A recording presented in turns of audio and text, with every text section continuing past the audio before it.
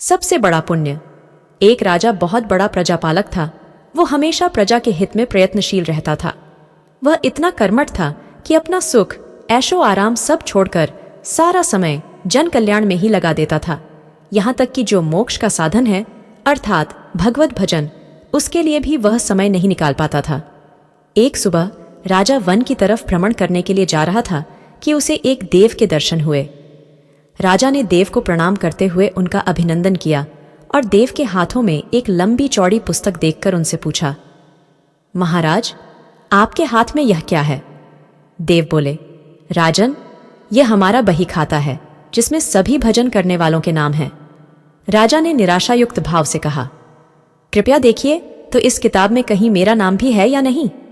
देव महाराज किताब का एक एक पृष्ठ उलटने लगे, परंतु राजा का नाम कहीं भी नजर नहीं आया। राजा ने देव को चिंतित देखकर कहा, महाराज, आप चिंतित ना हो, आपके ढूंढने में कोई भी कमी नहीं है। वास्तव में ये मेरा दुर्भाग्य है कि मैं भजन कीर्तन के लिए समय नहीं निकाल पाता और इसीलिए मेरा नाम यहाँ नहीं है। उस दिन राजा के मन में आत्मग्लानि सी उत्पन्न हुई, लेकिन इसके बावजूद उन्होंने इसे नजरअंदाज कर दिया और पुनः परोपकार की भावना लिए दूसरों की सेवा करने में लग गए। कुछ दिन बाद राजा फिर सुबह वन की तरफ टहलने के लिए निकले तो उन्हें वही देव महाराज के दर्शन हुए। इस बार भी उनके हाथ में एक पुस्तक थी। इस पुस्तक के रंग और आकार में बहुत भेद था और यह पहली वाली से काफी छोटी भी थी। राजा ने फिर उन्हें प्रणाम करते हुए पूछा, महाराज, आज कौन सा बही खाता आपने हाथों में लिया हुआ है? देव ने कहा, राजन, आज के बही खाते में उन लोगों का नाम लिखा है जो ईश्वर को सबसे अधिक प्रिय हैं। राजा ने कहा, कितने भाग्यशाली होंगे वे लोग। निश्चित ही वे दिन रात भगवत भजन में लीन रहते होंगे। क्या इस पुस्तक में कोई मेरे राज्य का भी नागरिक है? देव महाराज ने बही खाता खोला और ये क्या, पहले पन्ने पर पहला नाम राजा का ही था। राजा ने आश्चर्यचकित होकर पूछा, महाराज, मेरा नाम इसमें कैसे लिखा हुआ है? मैं तो मंदिर भी कभी कभार ही जाता हूं।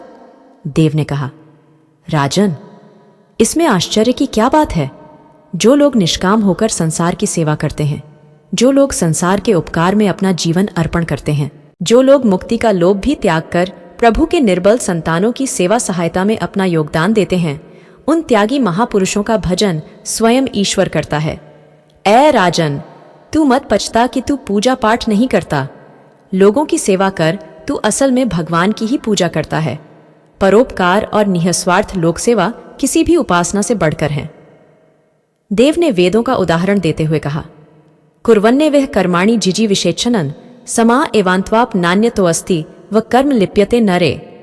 अर्थात कर्म करते हुए 100 वर्ष जीने की इच्छा करो तो कर्म बंधन में लिप्त हो जाओगे। राजन, भगवान दीन दयालु हैं, उन्हें खुशामद नहीं भाती बल्कि आचरण भाता है।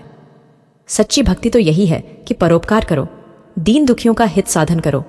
अनाथ, विधवा, किसान व निर्धन आज अत्याचारियों से सताए जाते हैं। इनकी यथाशक्ति सहायता और सेवा करो और यही परम भक्ति है।